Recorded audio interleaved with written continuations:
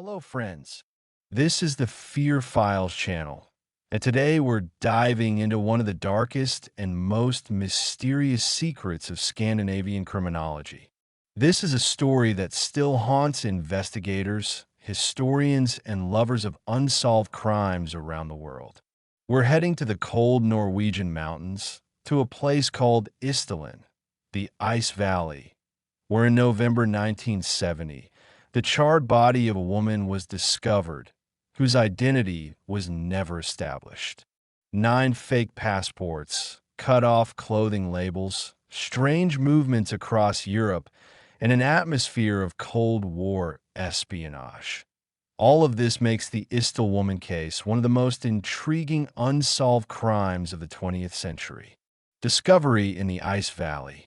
On November 29, 1970, a University of Bergen professor and his 2 daughters went for a walk in the picturesque but harsh Isdalen Valley, located near the city of Bergen on Norway's western coast. Isdalen is a place with a special, almost sinister reputation. Local residents had long considered this valley cursed, calling it the Valley of Death. The high rocky walls, dense fog that often shrouds the area, and a deep gorge create an atmosphere of isolation and anxiety. It was here, among the rocks and sparse vegetation, that the professor and his daughters stumbled upon a horrifying discovery. On a rocky slope, in a remote section of the valley, lay the burned body of a woman. The corpse was in such a state that it was impossible to recognize facial features. The skin was charred, hair burned, clothing partially turned to ash. Near the body, they found 2 empty gasoline bottles, several burned pills, and remnants of what had once been clothing. The crime scene, if it could even be called a crime scene, looked staged as if someone had tried very hard to hide all evidence.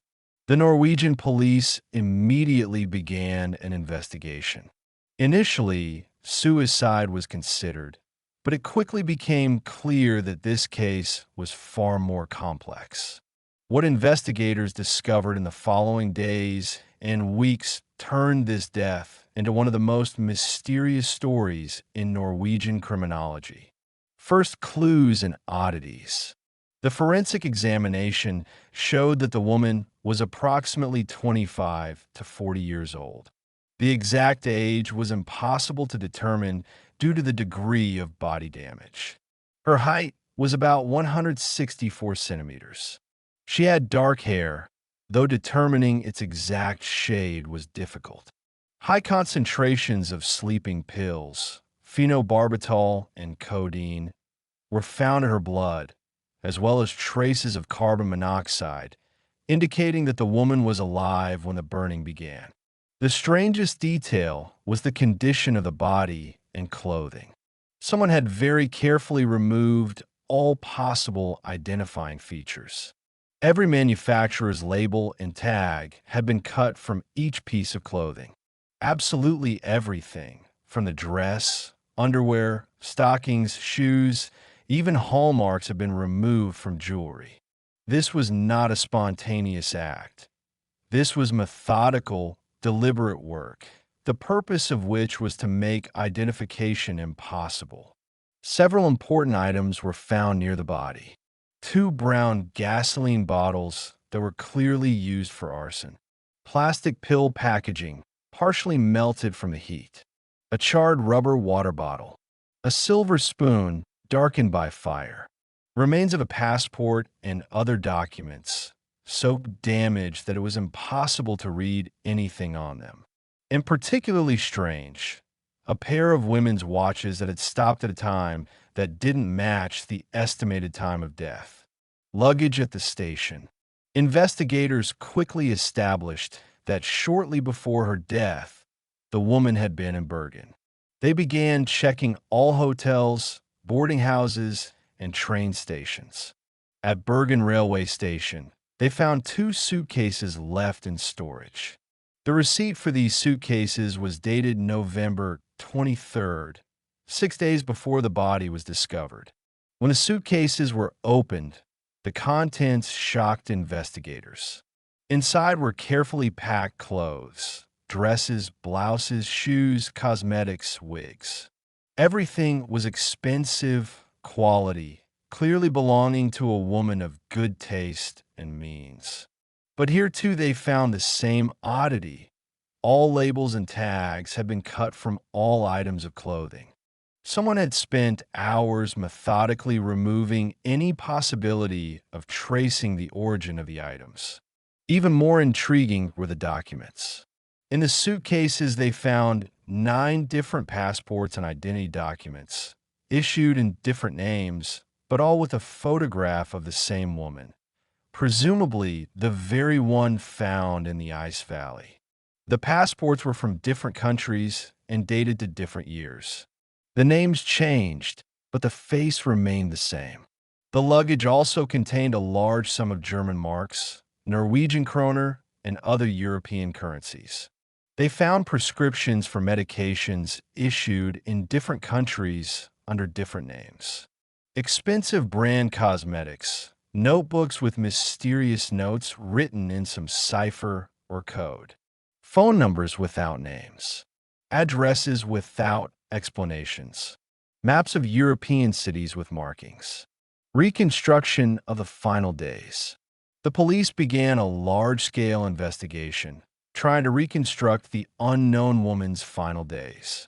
Gradually, by interviewing hotel staff, taxi drivers, and salespeople, investigators were able to compile a chronology of her movements, which turned out to be as strange as it was methodical.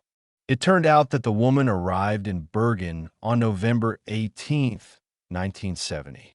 She checked into a hotel under one of her fictitious names. Hotel staff remembered her as an elegant, reserved lady who spoke several languages with an accent whose origin was difficult to determine. She spoke German, French, Flemish, and English, switching between languages with the ease of a professional linguist or someone accustomed to living in different countries. But her behavior was strange. She would check into hotels, stay only a day or two, then move to another hotel, each time using a new name and new passport. During her short stay in Bergen, she changed hotels at least 3 times. She avoided conversations with other guests, never lingered in common areas, always wore sunglasses even indoors, and according to witnesses, seemed to constantly look around, as if checking whether she was being followed. A receptionist at one of the hotels recalled that the woman always demanded a room with a view of the street and the hotel's front door, from where she could observe everyone entering and leaving. She never ordered room service, preferring to eat in the city, and each time in different places. Witnesses saw her in several restaurants, where she always sat with her back to the wall, facing the exit, a classic position of someone who fears sudden attack or surveillance. Travels across Europe. Delving deeper into the investigation, police discovered that her stay in Bergen was only the last episode in a series of strange travels across Europe. From passport stamps and testimonies from staff at various hotels, they established that during the preceding months, the woman had visited many European cities. She had been to Paris, Geneva, Milan, Rome, Cologne, Hamburg, Amsterdam, Brussels. Her route was chaotic, without apparent logic. She would appear in a city, stay at a hotel for a few days, then disappear and suddenly surface in a completely different country. No tourist activity, no tours, museum visits, sightseeing. She simply existed in these cities. And everywhere, the same pattern of behavior. Constant name changes. Use of fake passports. Avoiding contact. Strange paranoid caution. At a hotel in Paris, a maid remembered that the woman always kept the curtains drawn, even during the day, and never allowed staff to clean the room in her absence. Particularly interesting was that the woman often visited places of strategic importance in the context of the Cold War. Cities with large NATO military bases, port cities, industrial centers. She stayed in hotels located near important infrastructure facilities, government buildings, diplomatic missions. Mysterious meetings. Witnesses in several cities reported seeing the woman in the company of various men.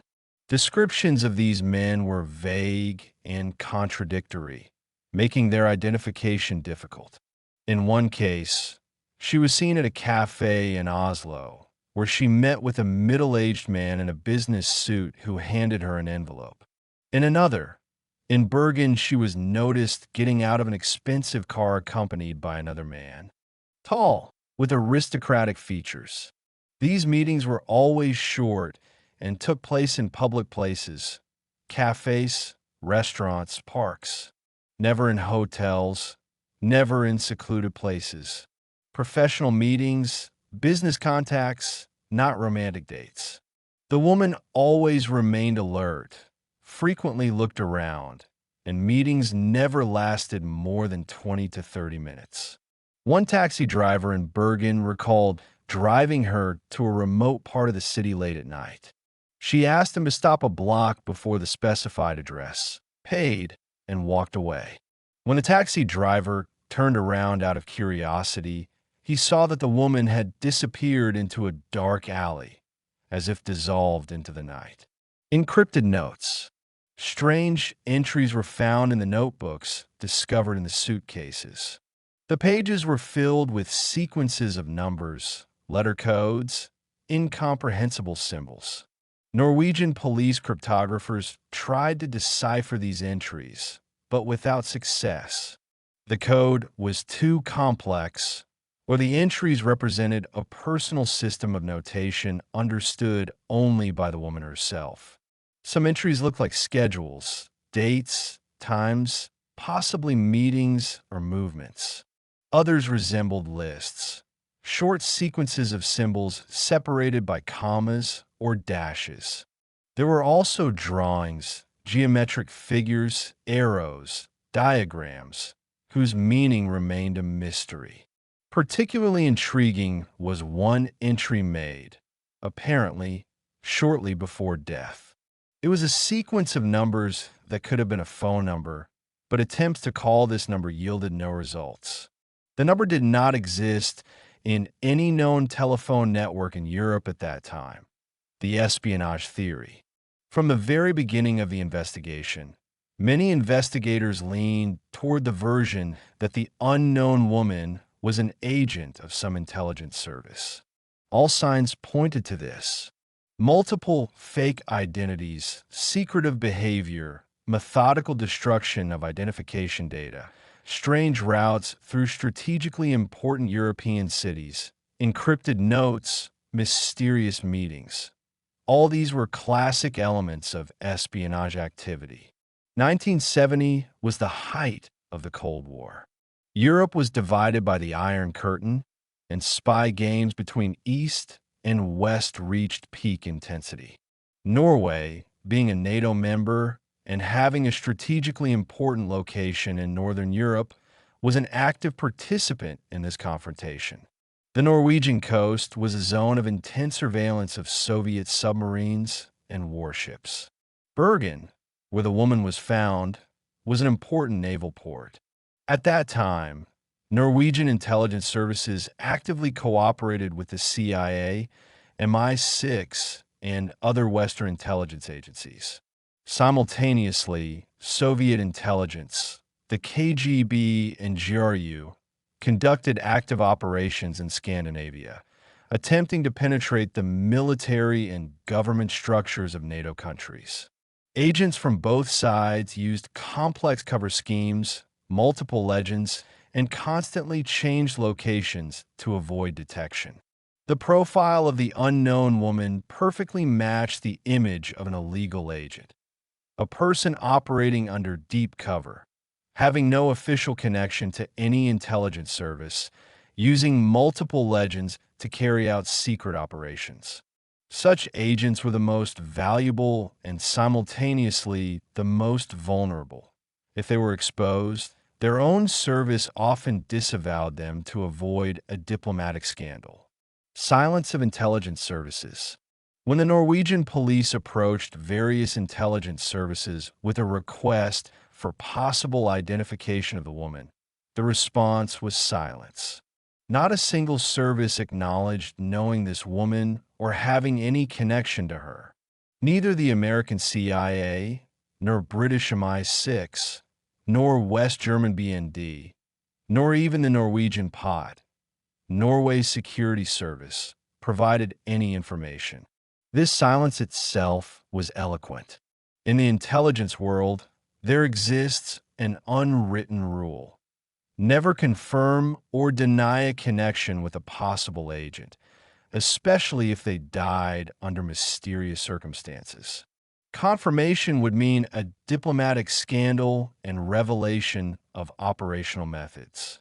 Denial could be seen as betrayal of one's own people. Silence was the only diplomatic option. Some sources in the Norwegian police later unofficially claimed that they were advised to not dig too deep in this case. Allegedly, representatives of Western intelligence services hinted that the investigation might touch upon sensitive operational materials and that in the interests of national security, it would be better to leave some questions unanswered. These claims were never officially confirmed, but they added another layer of mystery to an already enigmatic case. Alternative version: smuggling. Not all investigators were convinced by the espionage version. Some suggested that the woman might have been involved in international smuggling, drugs, weapons, or other illegal goods.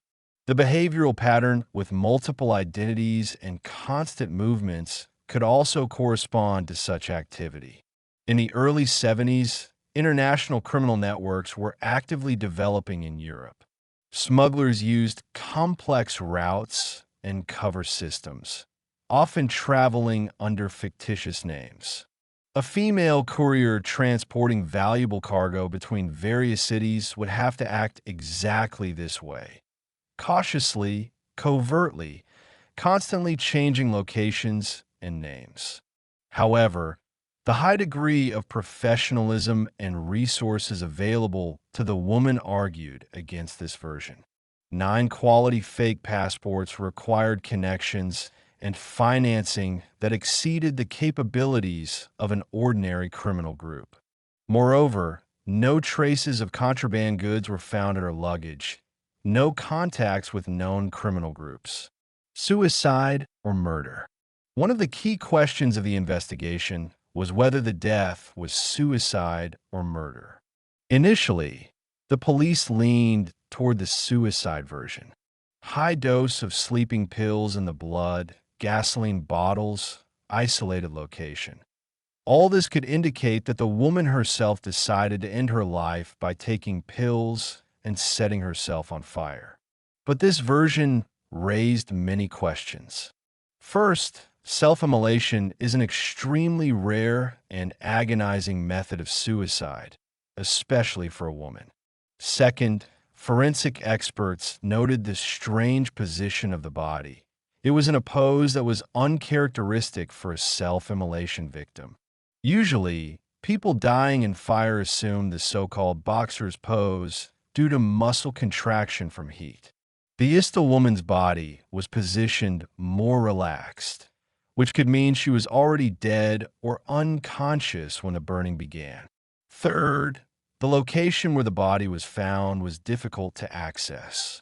The woman would have had to climb up a steep slope, carrying 2 bottles of gasoline with her in a state of strong sedative intoxication. This seemed unlikely. Some investigators believed that the body could have been moved to this location after death. The murder version implied that the woman was poisoned or killed by another method, after which the killer or killers staged suicide through self-immolation to destroy evidence and complicate identification. Complete destruction of identification data, professional staging, choice of a remote location. All this could indicate a contract killing executed by professionals. Dental records and facial reconstruction. Police conducted a detailed analysis of the victim's teeth, hoping that dental records would help establish identity. It turned out that the woman had expensive dental work, including gold crowns and fillings of a special type, which at that time were used predominantly in Eastern European and Latin American countries. This discovery added another layer to the mystery. Where exactly was this woman from? Requests to dental clinics throughout Europe yielded no results. Either the records were not preserved or the woman had her teeth treated in a country that did not provide information, or the dentist worked privately and did not keep official records. A facial reconstruction was performed based on the skull. A forensic sculptor created a bust showing how the woman might have looked in life. The reconstruction showed an attractive woman with fine facial features, high cheekbones, a straight nose. The image was published in Norwegian and international media, but no one could identify the woman. Interestingly, several witnesses who had seen the woman alive noted that the reconstruction was quite accurate, but didn't convey something elusive in her appearance. A special expression in her eyes, a manner of carrying herself that made her memorable. One hotel receptionist said she had the eyes of someone who had seen too much. Fingerprints and photographs. Fingerprints were taken from the body, although due to charring this was a difficult task. The prints were sent to Interpol databases and police services of various countries. No matches were found, which meant that the woman had either never been arrested, or her records were deleted or hidden, or she was from a country that did not share information with international databases. Photographs from the fake passports showed the same woman, but with different hairstyles and makeup. In one photo, she had long dark hair and looked strict and businesslike.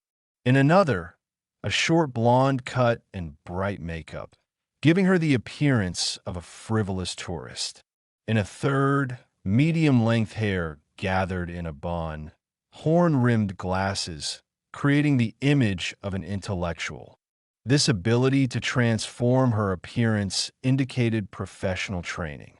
The woman clearly knew how to change her appearance, so that even people who had seen her recently might not recognize her at the next meeting. This was a skill that intelligence agents were trained in and which was critically important for working under deep cover. Chemical analysis. Detailed chemical analysis of clothing, hair, and luggage remnants revealed interesting details. Traces of various chemical substances were found on the woman's clothing, some of which were used in industry. Others had indeterminate origin.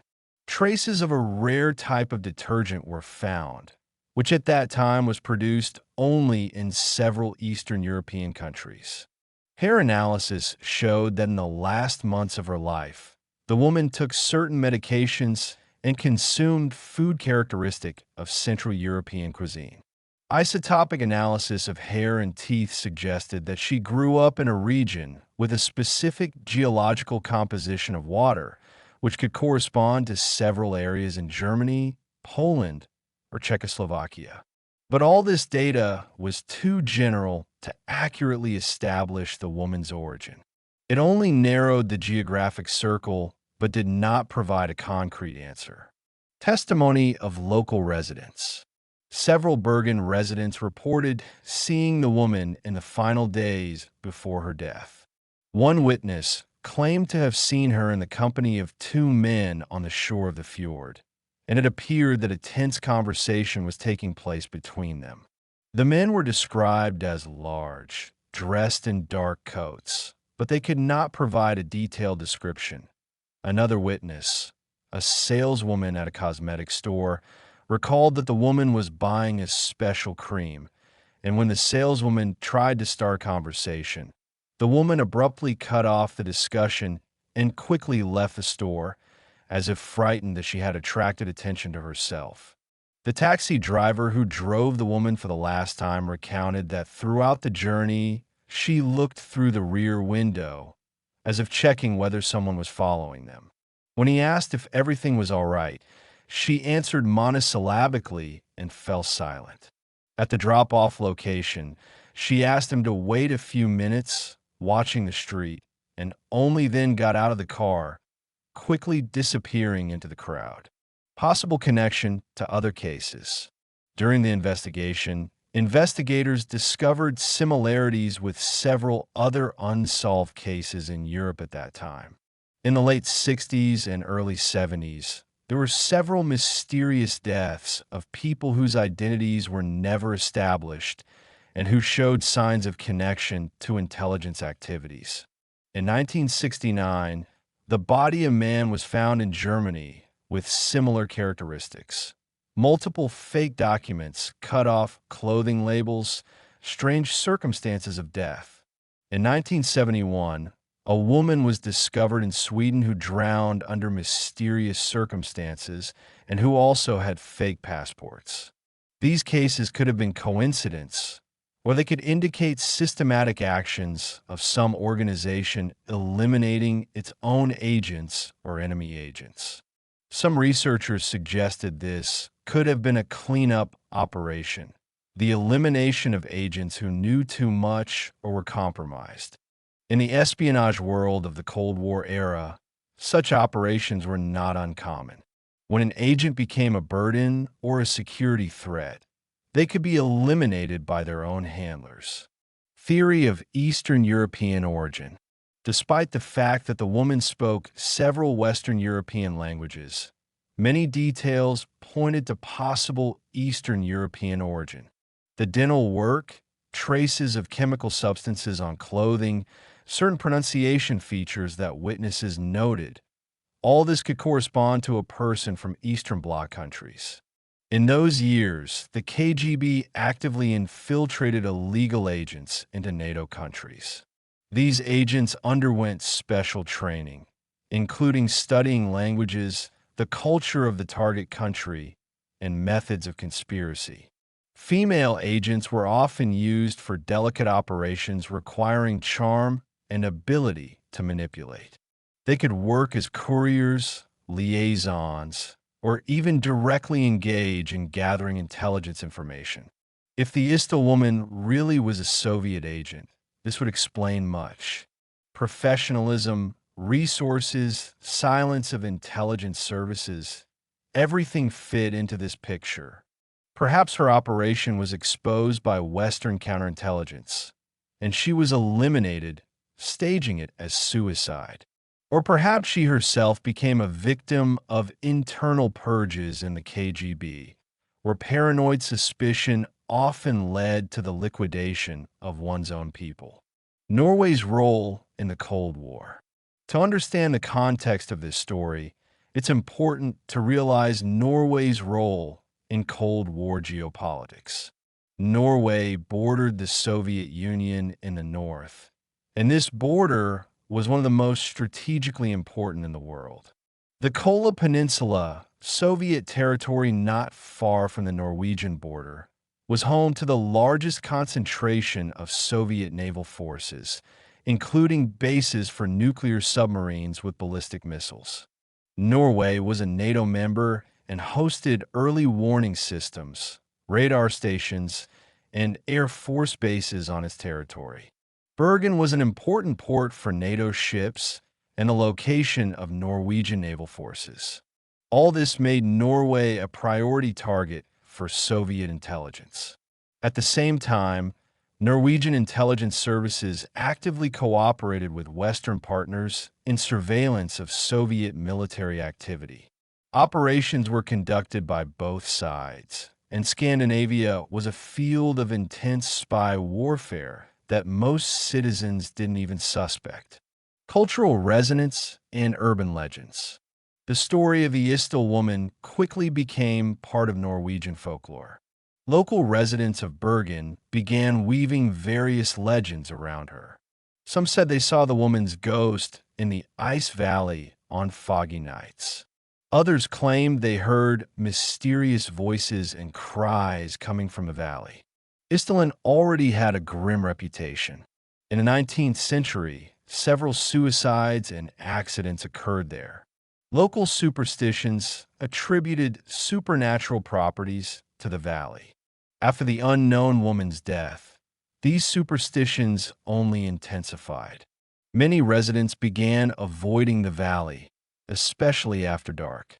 The story made it into international media and became the subject of numerous speculations, books, and documentaries.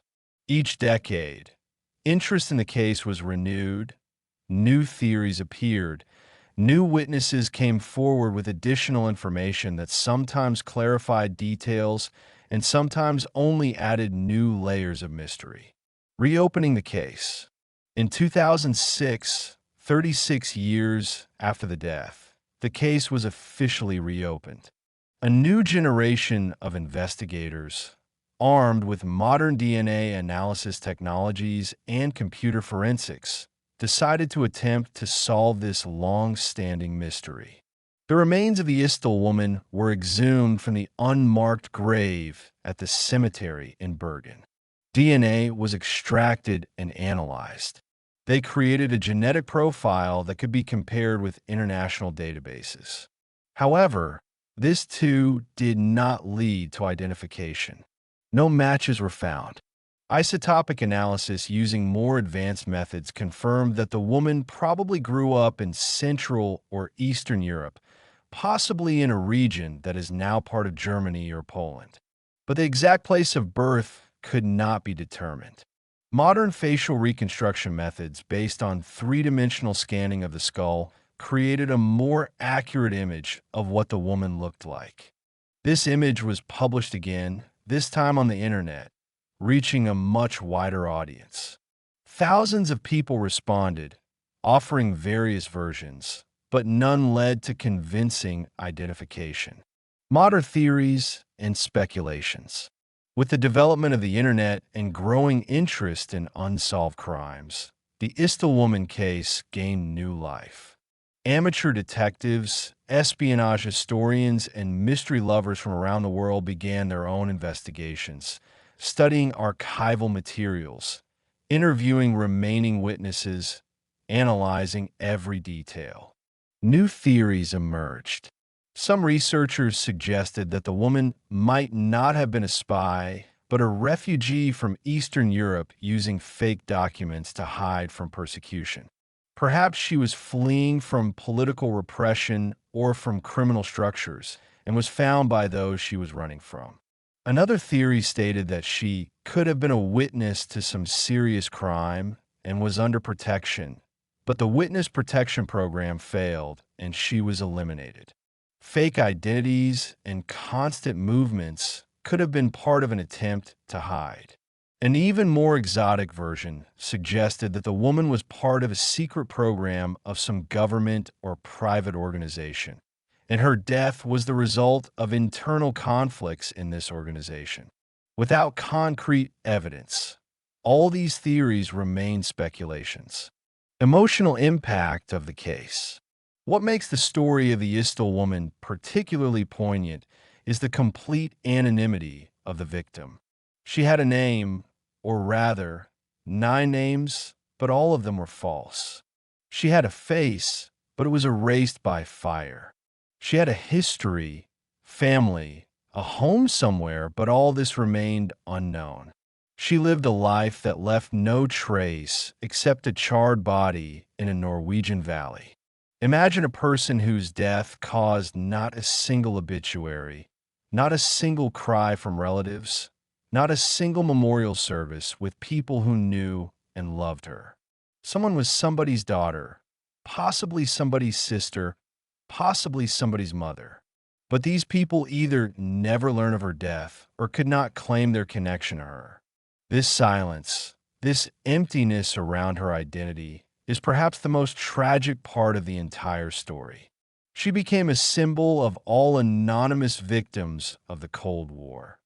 People who disappeared in the shadow of this conflict, whose names never made it into history textbooks, whose sacrifices were never acknowledged. Politics of silence. One of the most frustrating aspects of this case is the persistent silence of various government structures. Even decades later, when the Cold War has long ended and many secret operations have been declassified, information about the Isdal woman remains hidden, if it exists at all in any archives. After the collapse of the Soviet Union in 1991, there was hope that opening KGB archives would shed light on many unsolved cases from the Cold War period. Some researchers tried to gain access to these archives, hoping to find mention of a woman matching the description of the Isdal woman. But Russian authorities either did not provide access to relevant materials or stated that such records do not exist. Western intelligence services also remained steadfast in their silence. Neither Norwegian POT, nor American CIA, nor British MI6 published any documents related to this case. The standard response was that they do not comment on matters of national security. This silence generates frustration, but it also speaks for itself. If the case had no connection to intelligence activities, there would be no reason to keep it secret half a century later. The continuing classification suggests that the story of the Isdal woman really does concern sensitive operations, information about which is still considered compromising. Funeral and memorial. The Isdal woman was buried at the cemetery in Bergen in a simple grave without a name. The plaque on the grave read simply, "Unknown woman found in Isdalen, November 29, 1970. The funeral was modest, attended only by officials and several investigators working on the case. In subsequent years, the grave became a place of pilgrimage for people interested in the case. Visitors left flowers, notes, sometimes lit candles. Someone left a small plaque with the inscription, "Your name is forgotten, but you are not forgotten." In 2017, after the case was reopened and gained international media coverage, a more dignified monument was installed at the grave. It was a simple stone slab with a symbolic image, a silhouette of a woman looking into the distance, and an inscription in Norwegian, "Hvem var han?" Who was she? This question remains unanswered and will probably remain so forever. But the monument serves as a reminder of the human cost of political games and secret operations, of people who became simply nameless pawns in the great game of superpowers. Psychological portrait, based on behavioral patterns and circumstantial evidence. Criminal psychologists attempted to create a profile of the unknown woman. What can be said about a person living under multiple identities, constantly moving in a state of permanent alertness? Such a life requires exceptional psychological resilience, constant pretense, inability to be oneself even in solitude, absence of close relationships, constant fear of exposure. All this creates enormous stress. Agents working under deep cover often suffer from depression, anxiety, identity disorder. Findings in her luggage, large quantities of sleeping pills and other medications, could indicate that the woman was struggling with psychological problems. Perhaps by the time of her death, she was on the verge of a nervous breakdown. Perhaps if it really was suicide, it was the result not of external pressure, but of internal despair, inability to endure this double, triple, ninefold life any longer. One psychologist studying the case suggested that the Isdal woman might have suffered from what in psychology is called dissociative identity disorder, a condition in which a person loses a clear sense of their identity, living under multiple personas for so long that they forget who they really are. Literary and cinematic references. The story of the Isdal woman inspired many works of art. Norwegian writers used her as a prototype for characters in detective novels. Documentaries attempted to unravel the mystery, involving espionage experts, forensic specialists, and historians. In 2018, Norwegian radio NRK released a podcast series, Death in Ice Valley, which investigated the case in detail, including interviews with remaining witnesses, modern scientific analyses, and the historical context of the Cold War. The podcast became an international hit, attracted millions of listeners, and renewed public interest in the case. The story also influenced popular culture's perception of espionage. If during the Cold War spies were often romanticized as James Bond heroes, the Isdal woman case shows the darker, more tragic side of this world. Loneliness, betrayal, anonymous death far from home. Unresolved questions. Despite half a century of investigations, many key questions remain unanswered. Who was she? What was her real name? Where was she from? Who did she work for? What exactly was she doing in Norway? Who was she meeting? What happened in the final hours of her life? Was it murder or suicide? Each of these questions generates dozens of additional ones. If it was murder, who is the killer and where are they now? If suicide, why did she choose this method in this place? If she was a spy, what operation failed? If she was running from someone, from whom and why? Perhaps the most important question is, why did no one search for her? Even if she was a deep cover agent, she had somewhere a family, childhood friends, neighbors, colleague from some legitimate work she might have used as cover. Why didn't a single person respond to the numerous publications of her photos and descriptions? One possible answer is grim. Perhaps everyone who could identify her was instructed to remain silent by intelligence services.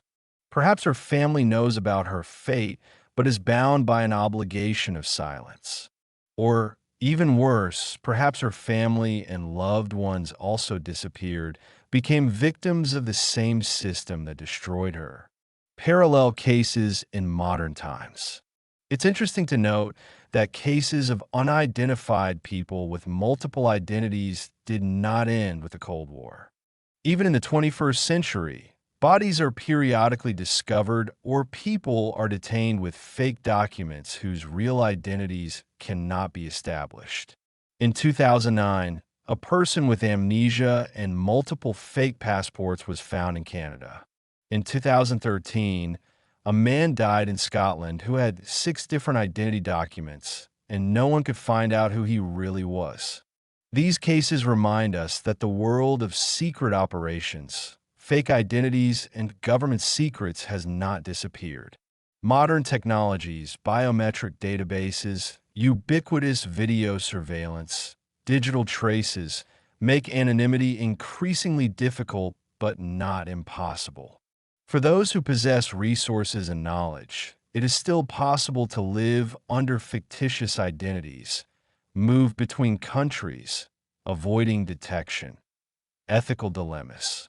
The Isdal woman case raises complex ethical questions about the nature of secrecy, individual rights, and state responsibility.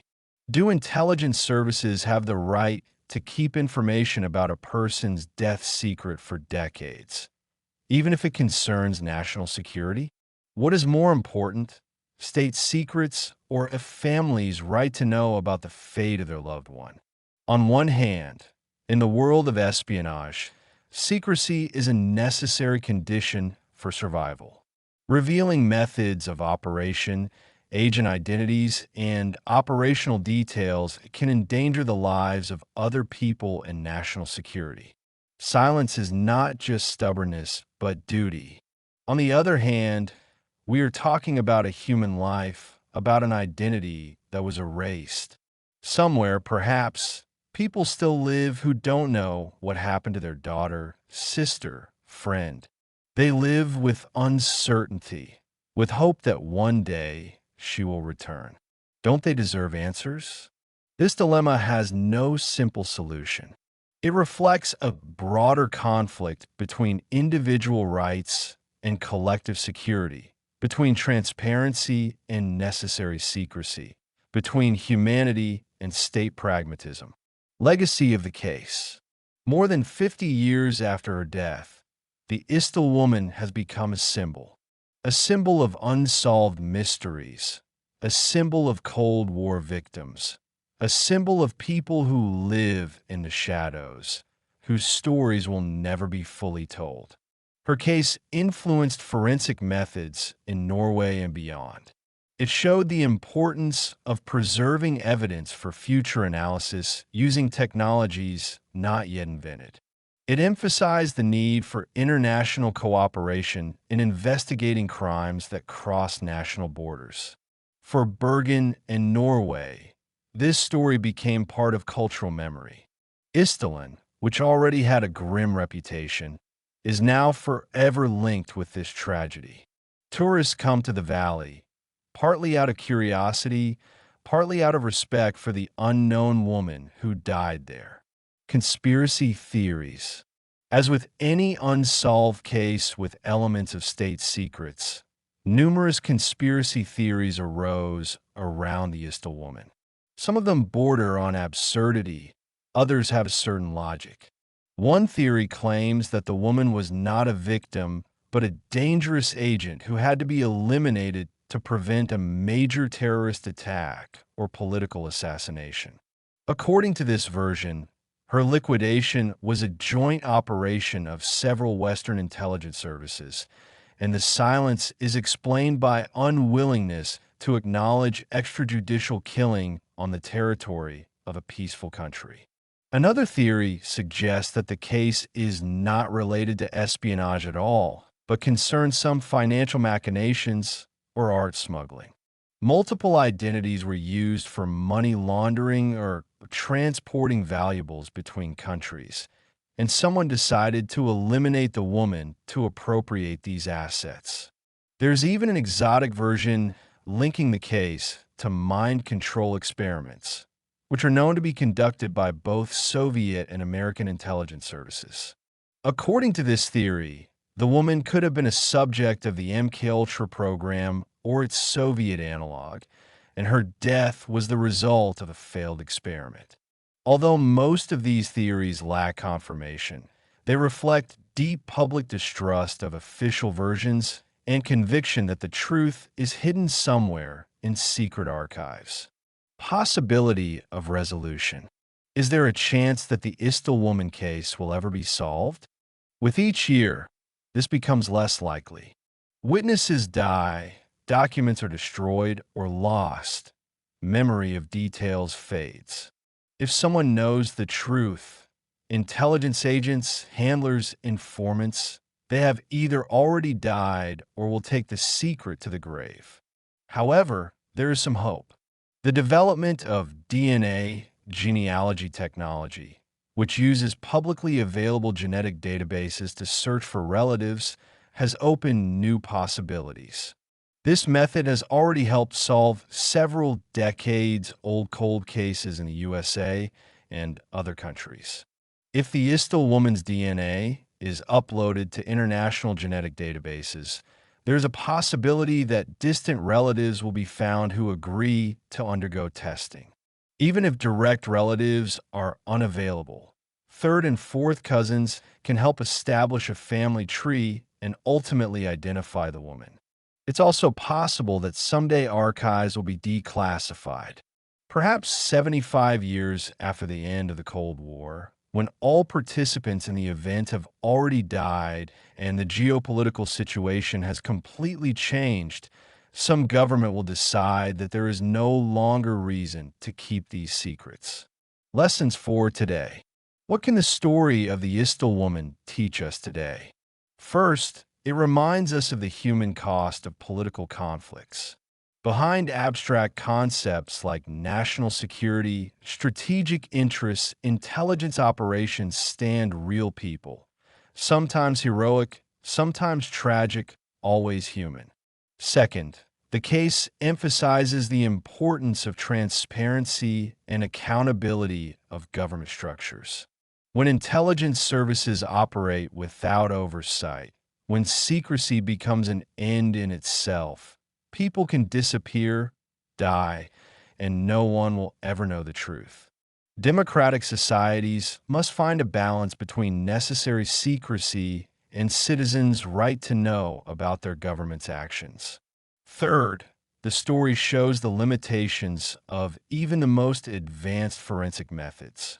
With sufficient determination and resources, a person's identity can be erased so completely that even modern science cannot restore it. This is a disturbing thought in an era when we're accustomed to thinking that technology can solve any problem. The human side of the mystery. It's easy to get carried away with the detective aspects of the case. Fake passports, encrypted notes, espionage theories. But it's important to remember that at the center of this story is a person. A person who had a childhood, dreams, hopes, fears. Perhaps at some point in her life, she was an ordinary girl playing with dolls or reading books under a blanket. Perhaps she had first love, first disappointment, plans for the future. Then something changed. Maybe she was recruited with promises of adventure and service to a great cause. Maybe she had no choice, and she was forced by circumstances or threats. She lived a strange, fragmented life, constantly changing names and cities, never having a real home, real friends, real love. And it all ended in a cold Norwegian valley, in fire that was meant to erase the last traces of her existence.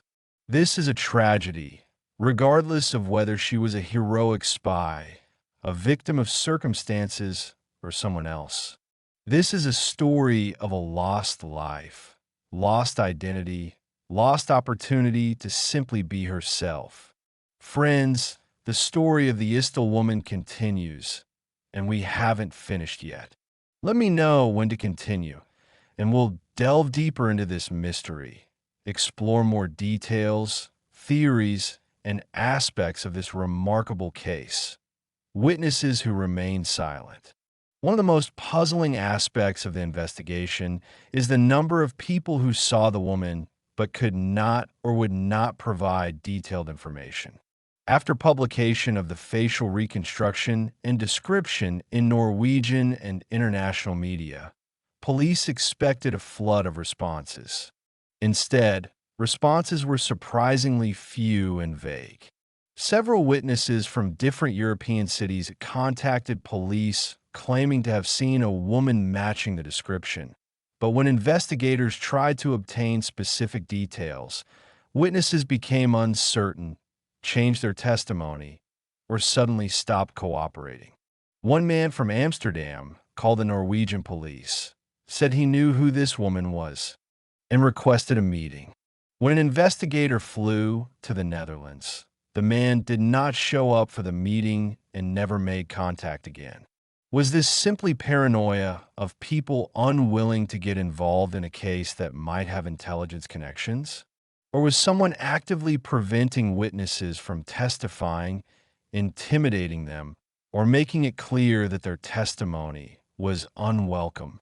One retired police officer who worked on the case in the 70s later hinted in an interview that there were strange calls from people who advised not to be too zealous in the investigation. He did not name names or give specifics, but his words added another layer of suspicion. Document oddities. Detailed analysis of the 9 fake passports and identity documents found in the woman's luggage revealed interesting details. The quality of the forgeries was exceptional. Real document forms were used, stolen or obtained through corrupt officials.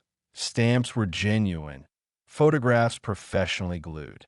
This was not the work of street forgers, but high-level production available only to organizations with serious resources. What's even more interesting, the passports were issued in different years, from 1963 to 1970. This meant that the woman had been using multiple identities not for 1 year, but for at least 7 years. This was not a spontaneous adventure, but long-term, carefully planned activity. The names in the passports were carefully chosen. All were common, unremarkable names typical for Belgium, France, West Germany. Surnames were ordinary enough not to attract attention, but not so common as to raise suspicions with numerous namesakes. Birth dates varied, making the woman sometimes 27, sometimes 35 years old, depending on passport.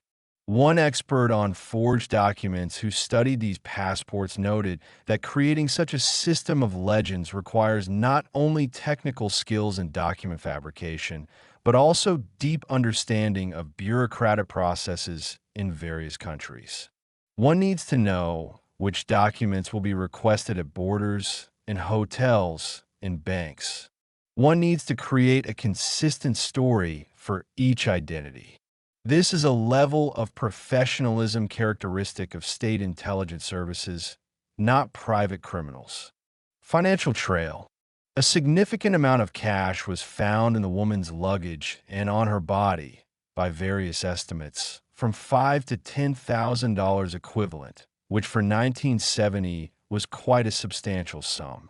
The money was in various currencies: German marks, Norwegian kroner, French francs, Swiss francs, British pounds. Interestingly, the bills were of small denominations, nothing larger than 100 franc or 50 mark notes. This is characteristic of people who don't want to attract attention with large bills that are easier to track and which might raise questions during exchange. Small bills allow for paying daily expenses inconspicuously. Despite the significant sum of cash, no bank cards, checkbooks, or other financial documents were found in the luggage.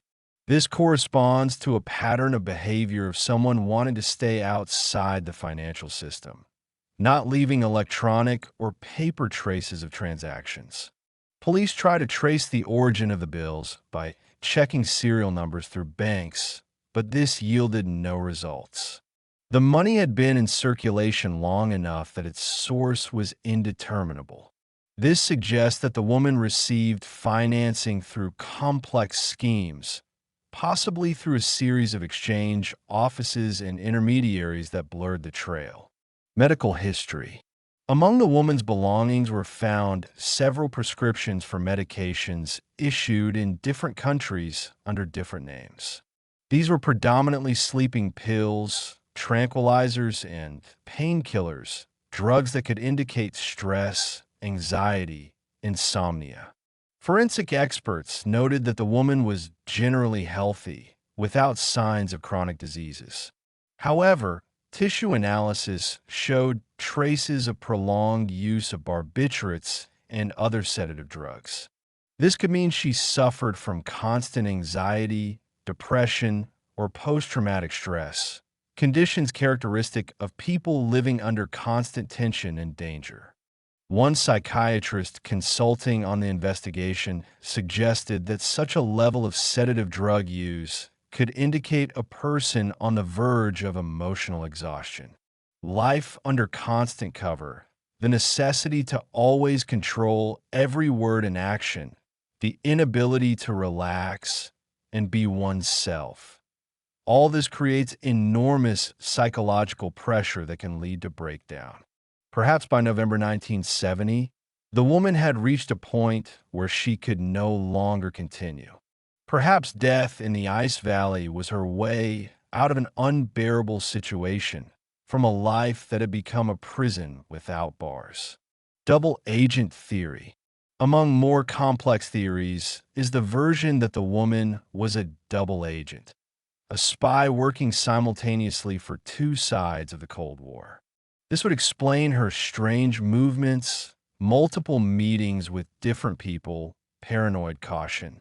Double agents were among the most valuable and simultaneously most dangerous figures in the espionage world. They could provide information to both sides, playing a complex game, balancing between two worlds. But this was an extremely risky position.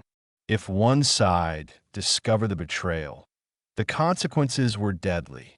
According to this theory, the woman might have been initially recruited by one side, say the KGB, but then was re-recruited by Western intelligence services and began working for them while continuing to pretend to be a loyal Soviet agent. Or vice versa, a Western agent recruited by the KGB. Her death in this scenario could have been the result of exposure. When one side learned of the double game, an order for liquidation was given. Staging suicide allowed avoiding a diplomatic scandal and gave both sides the opportunity to deny any connection to the incident.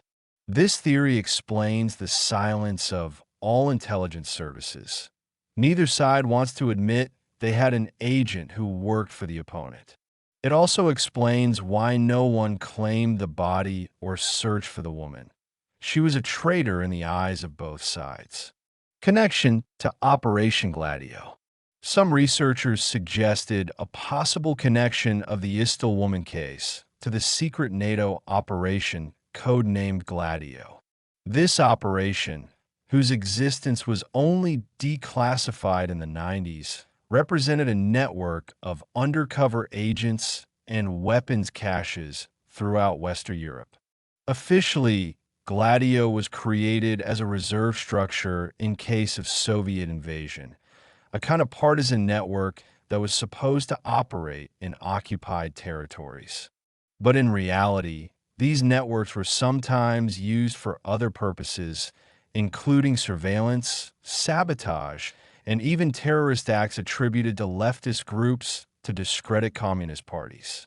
Norway was one of the countries where such a network operated.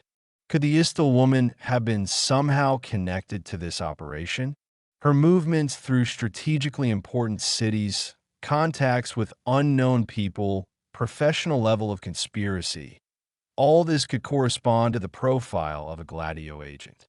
If this version is correct, then NATO's and Western intelligence services silence is explained by unwillingness to reveal details of an operation that already caused a serious scandal when it became known to the public. Acknowledging that a Gladio agent died under mysterious circumstances in Norway would raise uncomfortable questions about the scale and methods of this operation. Parallels with other cases. Studying archives of unsolved cases from the Cold War period, one can find several cases with striking similarity to the Isdal woman case. These parallels may indicate a systemic pattern, the working method of a particular organization or an operation to eliminate compromised agents. In 1968 in Dusseldorf, West Germany, a man's body was discovered with similar characteristics. Multiple fake documents, cut off clothing labels, death from overdose followed by body burning. German police suspected a connection to espionage, but the case remained unsolved. In 1972 in Sweden, they found the body of a woman who drowned in a lake under strange circumstances. She also had fake passports and no identification data. Swedish police established that shortly before death, the woman visited the same cities as the Isdal woman and even stayed at some of the same hotels. In 1974 in Austria, a man was found who died from a fall from height under circumstances that police considered suspicious. Again, multiple identities, absence of identification data, strange movements across Europe. Could all these cases be connected? Was this a series of cleanup operations, elimination of agents who became too dangerous, too knowledgeable, or too unreliable? Or are these simply coincidences? And in the espionage world of the Cold War era, there were many people living under multiple identities and meeting mysterious deaths. Unfortunately, without access to secret intelligence service archives, it's impossible to answer this question. But the pattern is obvious enough to suggest that behind these cases stands something more than just individual tragedies. The media's role. The story of the Isdal woman became one of the first high-profile criminal mysteries to receive extensive international coverage. Norwegian newspapers published articles with headlines like Mysterious Spy of the Ice Valley and Woman Without a Face, Bergen's Secret. International publications picked up the story, and soon the case was being written about in Germany, France, Great Britain, even the USA. This media attention was a double-edged sword. On one hand, wide publication of information could help find witnesses or people who knew the woman. On the other hand, sensational coverage often distorted facts, created false rumors, and complicated investigators' work. Experts appeared who gave interviews offering fantastic theories, from mafia connections to involvement in human trafficking. Some journalists even tried to conduct their own investigations, interviewing witnesses and sometimes interfering with the official investigation. One journalist from a Bergen newspaper became practically obsessed with this case, devoting a series of articles to it over several years. He conducted his own interviews, searched for witnesses, traveled across Europe trying to trace the woman's routes. His work was impressive, but ultimately did not lead to a breakthrough. After his death in the 90s, his archives on the case were transferred to police, but nothing revolutionary was found there either. Bergen's cultural memory. For the city of Bergen, the story of the Isdal woman became part of local mythology. Old-timers remember the shock and excitement when news of the discovery spread through the city. For weeks and months after the body was found, this was the only topic of conversation in cafes, markets, and public transport. Some residents claimed that even before the body was discovered, they had seen a strange woman wandering the city in a trance-like state. Others said they heard screams coming from the Ice Valley on the night of the supposed death. How many of these memories were real, and how many were the result of post-factum reconstruction and influence of sensational newspaper publications, is impossible to say. Isdalen acquired an even more sinister reputation. Parents forbade children to play there. Tourists who came to admire the natural beauty of the region now made detours to avoid the Valley of Death. Years passed before the area again became a popular walking spot, and even today, many prefer not to visit the exact place where the body was found, especially at dusk. Local folklore developed stories about the woman's ghost in the valley. They said that on foggy nights, one could see the silhouette of a female figure standing at the very place where the body was found. Some claimed to hear crying or whispers in an unknown language. Rationalists explained this as wind, echoes from rocks, and imagination at play, but superstitions proved resilient. Psychology of suicide by self-immolation. If we accept the suicide version, the question arises, why did the woman choose such an extreme and agonizing method? Self-immolation is one of the rarest suicide methods in Western culture, accounting for less than 1% of all cases.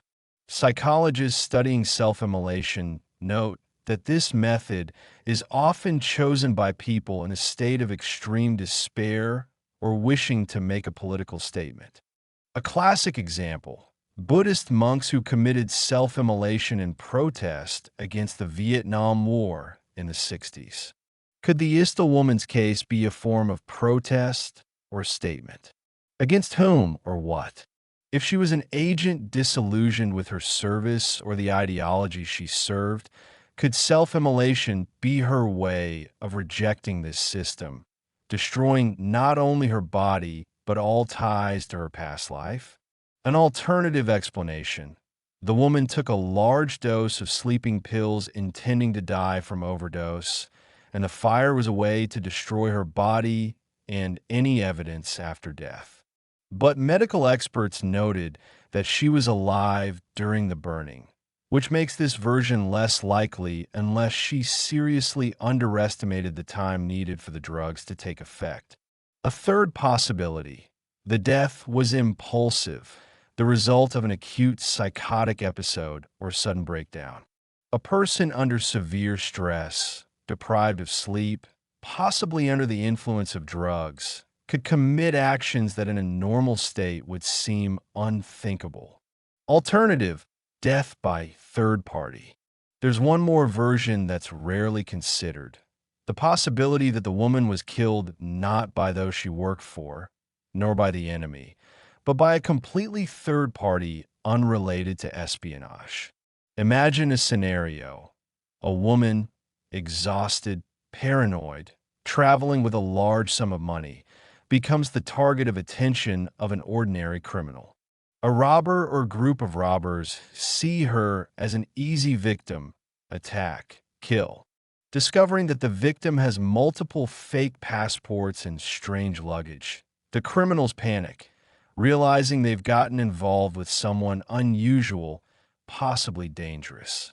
To hide the crime and destroy evidence, they stage a suicide, poison the already dead or dying woman with sleeping pills, take the body to a remote location, and set it on fire.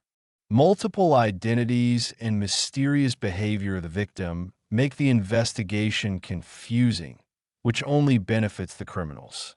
This version explains why intelligence services are silent.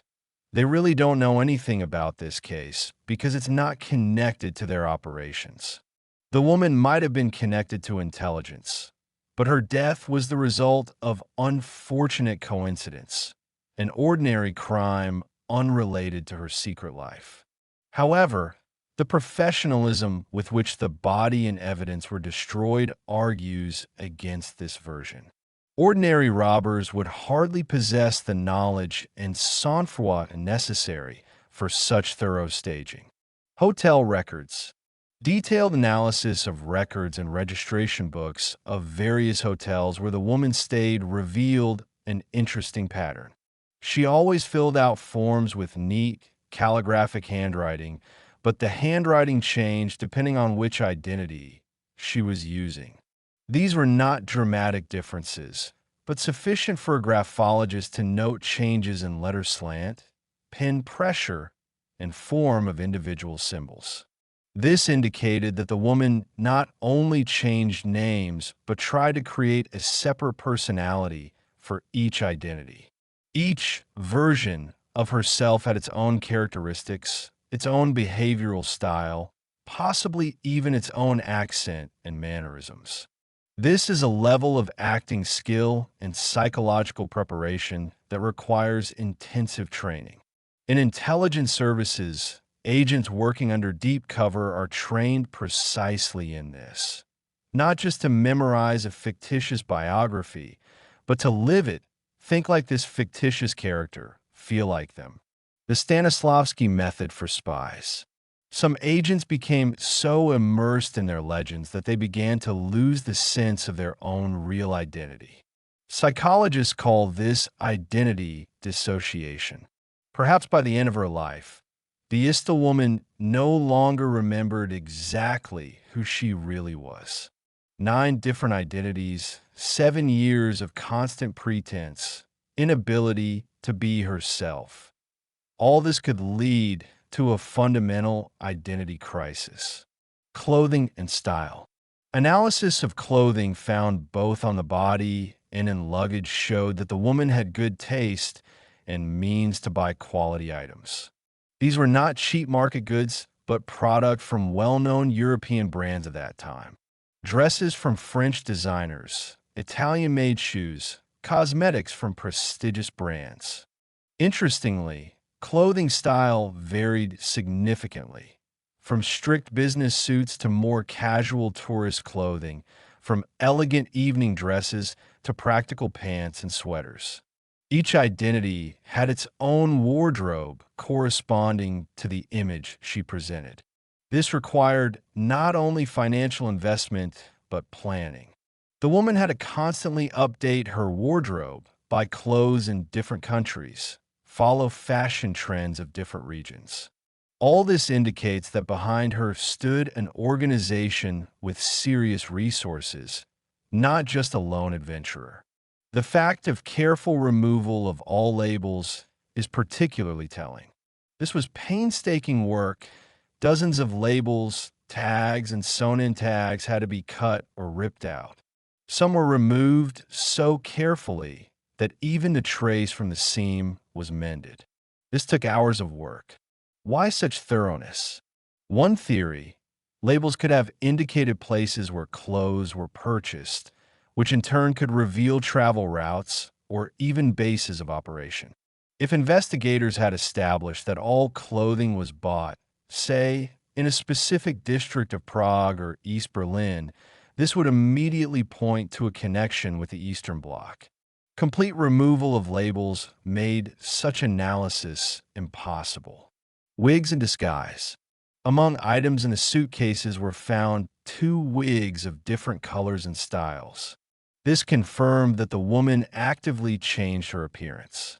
Together with various makeup styles, clothing, and possibly use of glasses or other accessories, she could look completely different depending on the situation.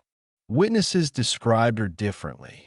Some remembered a dark-haired woman, others a blonde or brunette. Some said she looked 25, others 35.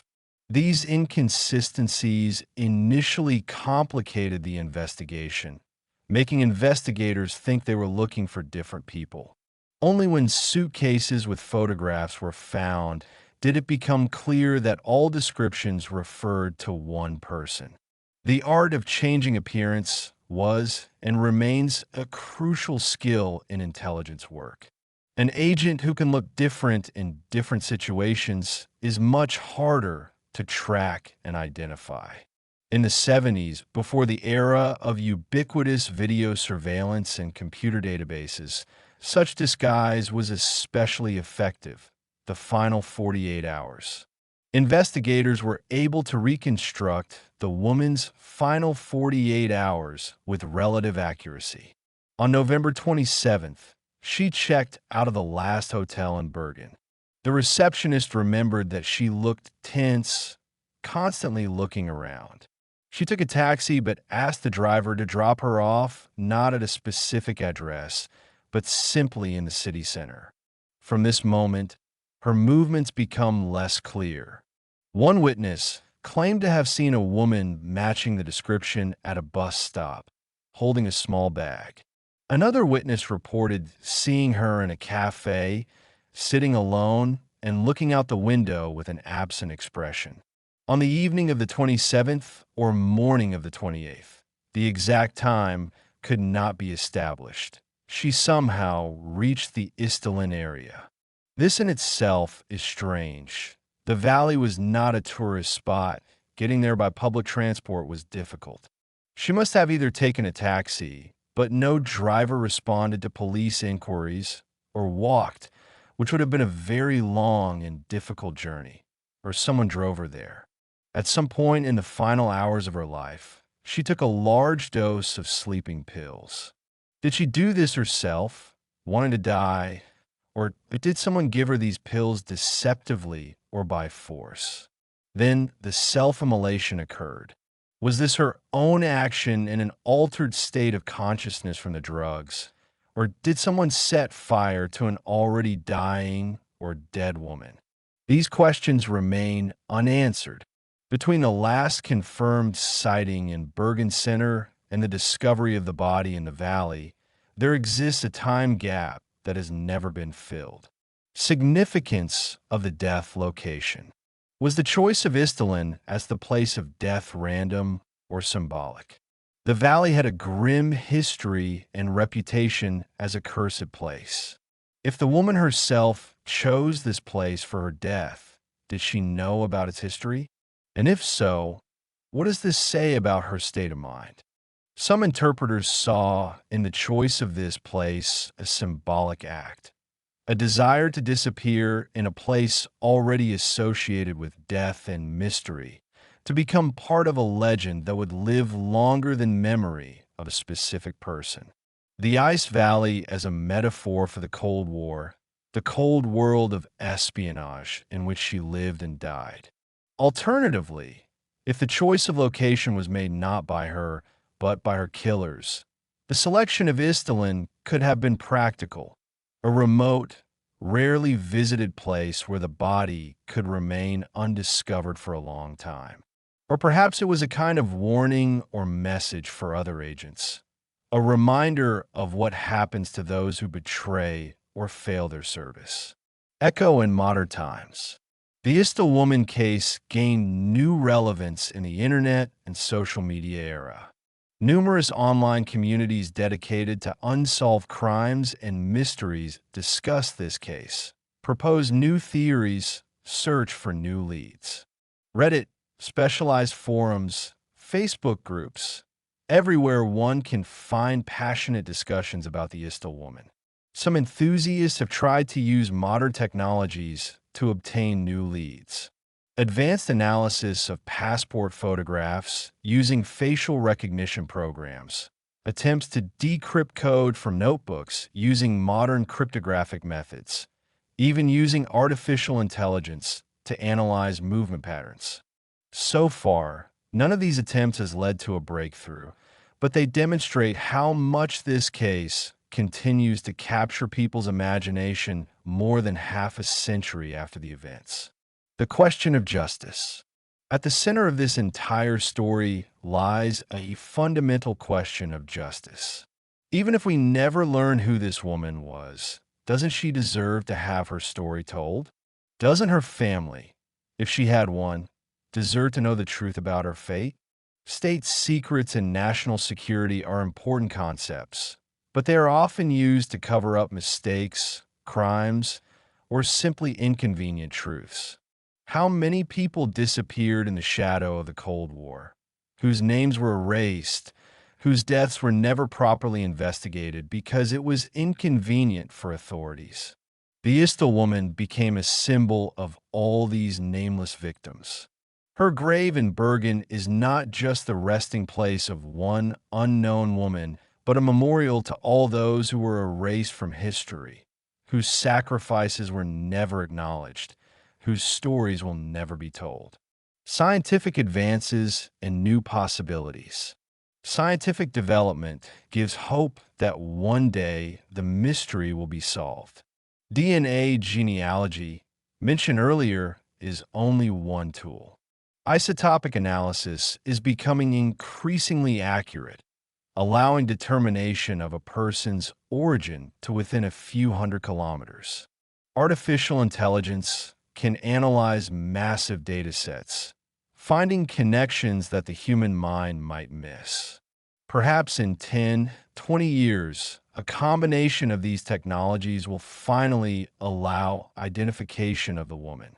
Perhaps some distant relative of hers in another country will undergo genetic testing for completely different purposes, and the system will automatically find a match.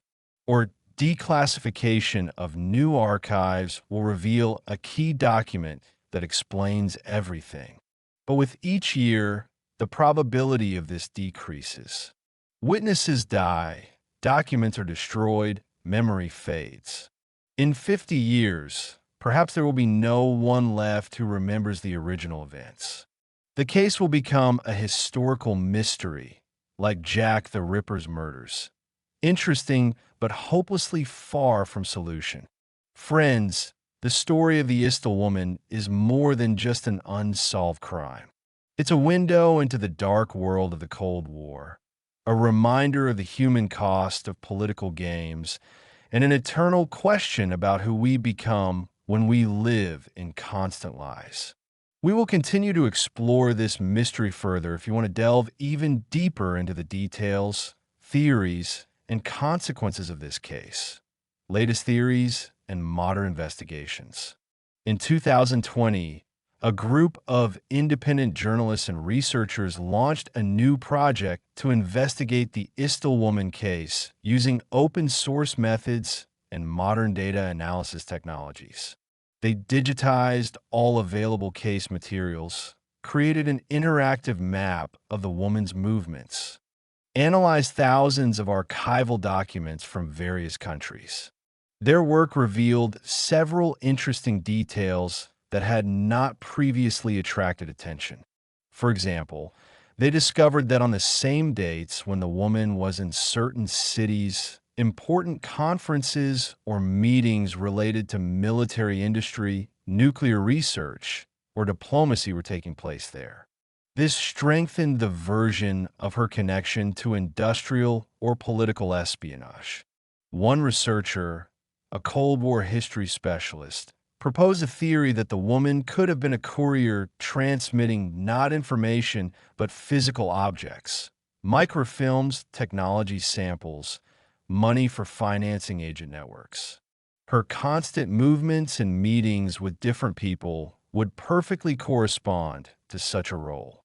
Couriers were critically important but extremely vulnerable links in spy networks. They knew too much about the structure of operations, which made them dangerous in case of capture or re-recruitment. Psychological profile of victim and killer. If we accept the murder version, the question arises about the psychological profile of the killer or killers. The level of cold-bloodedness necessary for methodically destroying all evidence, staging suicide, choosing a remote location, all this points to a professional or group of professionals. Criminal psychologists note that this type of murder differs from ordinary criminal violence. There is no emotional component, no anger or passion. This is cold, calculated elimination of a problem. Murder as a bureaucratic procedure, execution of an order without personal involvement. Such an approach is characteristic of state liquidation operations. Agents trained to perform such tasks undergo special psychological preparation that allows them to distance themselves from the emotional side of their actions. They see the target not as a person, but as a task that needs to be completed efficiently and inconspicuously. If it was suicide, the psychological profile of the woman herself becomes central. What drives a person to the point where death through self-immolation seems an acceptable way out?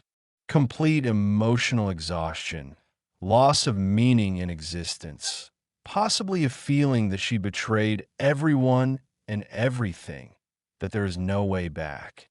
Chronic anxiety, insomnia, constant use of sedative drugs. All these are signs of a person on the verge of breakdown. Norway's role, unwitting witness. Norway found itself in a difficult position. On one hand, this was a crime that occurred on their territory, and Norwegian police were obligated to investigate it. On the other hand, the case clearly went beyond ordinary police work, touching on international intelligence and geopolitics, in which Norway was only a small player. There is evidence that Norwegian authorities found themselves under pressure from different sides. Some NATO allies hinted that too active an investigation might reveal sensitive operations. Perhaps there were also behind-the-scenes contacts with the Soviet side, trying to find out what the Norwegians knew.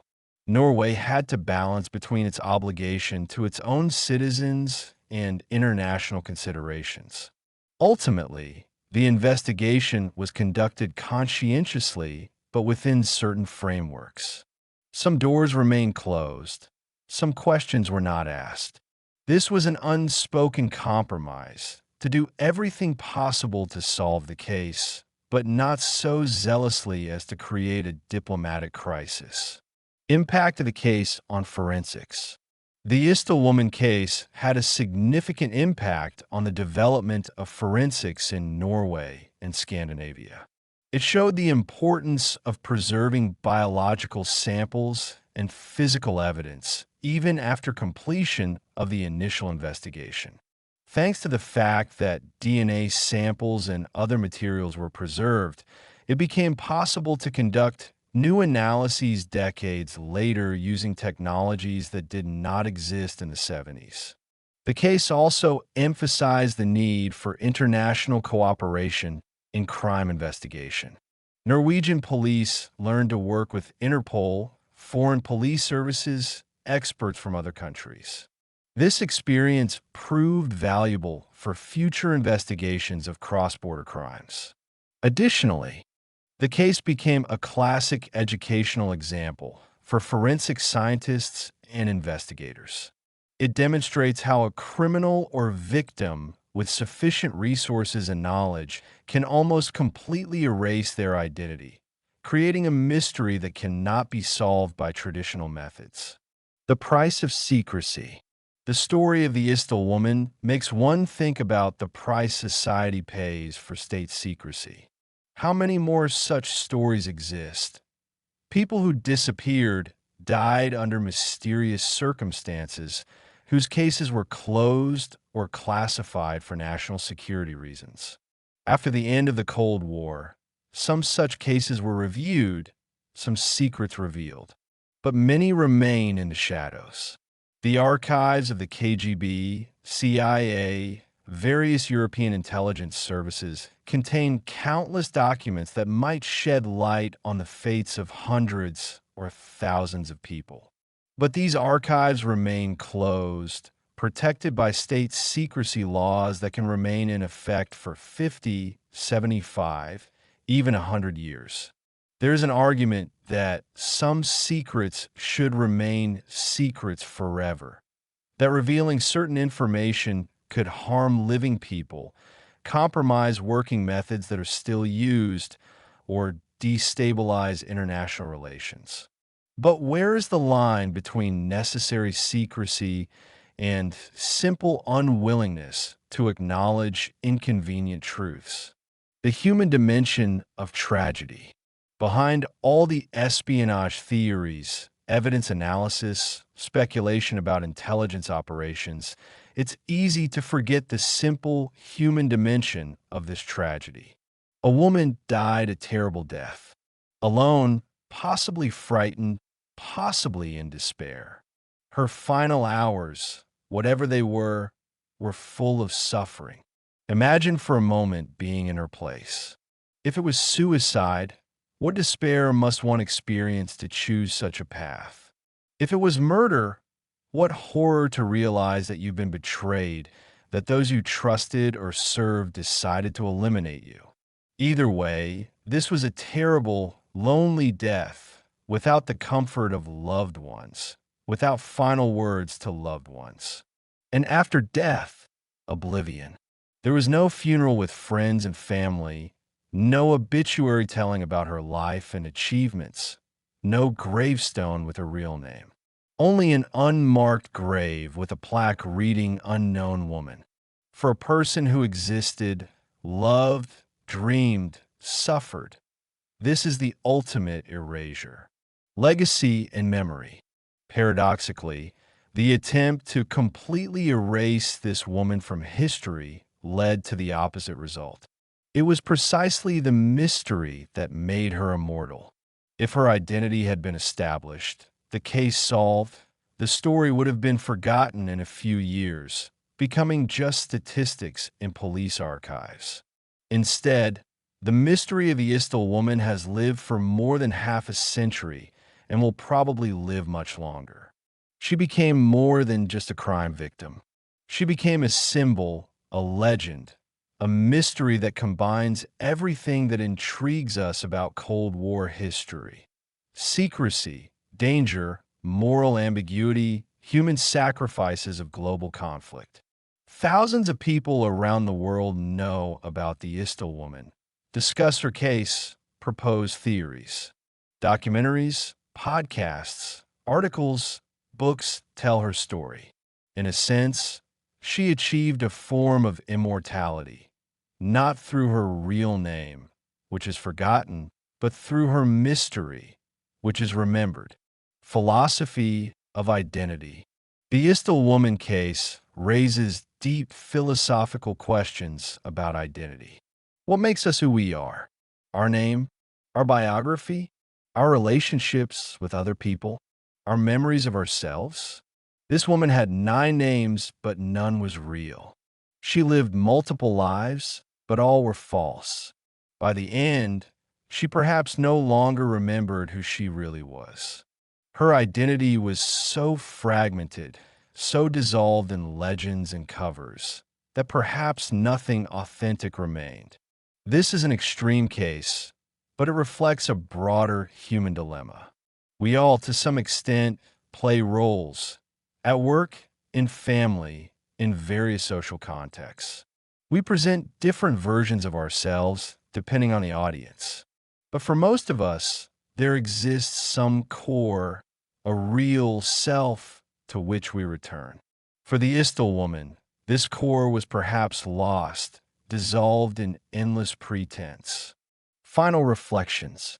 More than 53 years have passed since that November day in 1970 when the professor and his daughters discovered the burned body in the ice valley. Over these decades, the world has changed radically. The Cold War ended, the Soviet Union collapsed, the Iron Curtain fell. Many secrets of that era were revealed. Many agents emerged from the shadows and told their stories. But the mystery of the Isdal woman remains unsolved. Her real name is unknown. Her origin is indeterminate. The circumstances of her death remain a matter of speculation. She remains a ghost, a shadow, a mystery that defies solution even with all the power of modern science and technology. Perhaps we will never know the truth. Perhaps everyone who knew her real story has already died, taking the secret to the grave. Perhaps documents that could explain everything were destroyed many years ago. Perhaps the truth is so confused and fragmented that even if all facts were known, assembling them into a single coherent story would prove impossible. But there is value in this unsolved mystery. It reminds us of the limits of our knowledge, that not everything can be explained and understood. It reminds us of dark pages of history, of sacrifices made in the name of ideologies and state interests. It reminds us of the human cost of political games. Final. In Bergen, at a cemetery on a hill overlooking the fjord, stands a modest monument. A stone slab with an engraved silhouette of a woman and a question in Norwegian. Hvem var han? Who was she? This question remains unanswered. But the very fact that we continue to ask it, that we have not forgotten this unknown woman, that we are still searching for truth, this is a form of memory and respect. She was someone. She had a story, had a life, had dreams and fears. And although her real name is lost, although her face was erased by fire, although her story remained unknown, she is not forgotten. Visitors still come to her grave, leave flowers, stand in silent contemplation. Some leave notes, messages to the unknown woman, words of sympathy, promises not to forget. Your name is lost, but you are not forgotten. Someone wrote on a small card attached to a bouquet. And indeed, she is not forgotten. As long as we continue to tell her story, as long as we continue to search for answers, as long as we continue to ask questions, she lives. Not as a name in a history textbook, not as statistics in a police report, but as a mystery, as a symbol, as a reminder of the secrets that lie in the shadow of our history. Friends, this was the story of the Isdal woman, the woman without a name, the woman without a face, the woman without a story. Or, more precisely, the woman with 9 names, whose face was hidden by fire, whose story remains a secret. One of the greatest mysteries of the 20th century, which perhaps will never be solved. Thank you for being with us on the Fear Files channel. If this story touched you, if you want us to continue exploring such mysterious and unsolved cases from the past, let us know. History is full of secrets, and some of them are so deep that even time cannot erase them. Remember, behind every unsolved mystery stands a real person, a real life, a real tragedy. Let's not forget them, even when their names are lost, even when their stories remain unknown. They were here. They existed. They matter. Until next time on Fear Files, stay curious, stay vigilant, and remember, the truth is out there somewhere in the shadow of history, waiting to be discovered.